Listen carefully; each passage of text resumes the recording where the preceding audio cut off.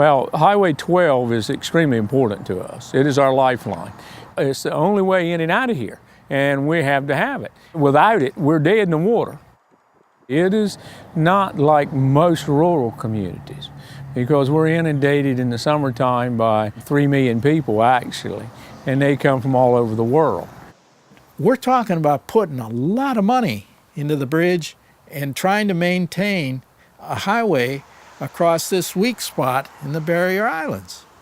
If the shoreline is moving, if sea level is rising, and there's no question about that, do we want to live from hazard to hazard and catastrophe to catastrophe? This summer, if we get a major storm, we could wipe out that whole system. Should we build it back exactly the same way if that happens? Spend $30–40 million to pump a lot of sand on that beach to last another 2 years, and then it's going to have to do it again? How much are you paying to fix that road? How much is it worth?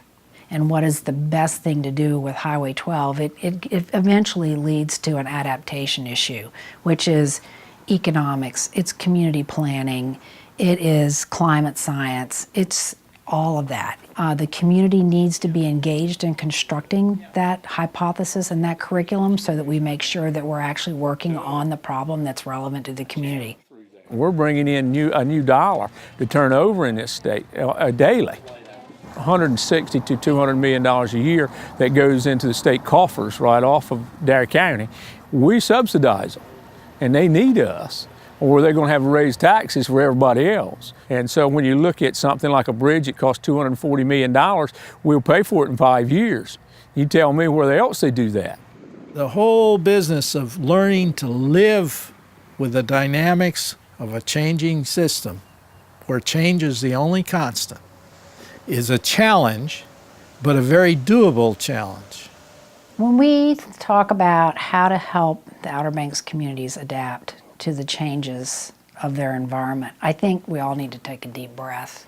Right now, we can't even have the conversation because people are fairly well polarized. And so we've got to get away from having people be backed into the corners, and let's see if we can't open up the conversation a little bit. And then when you get all voices at the table, we'll come up with something that will work, because that's how we got here to begin with.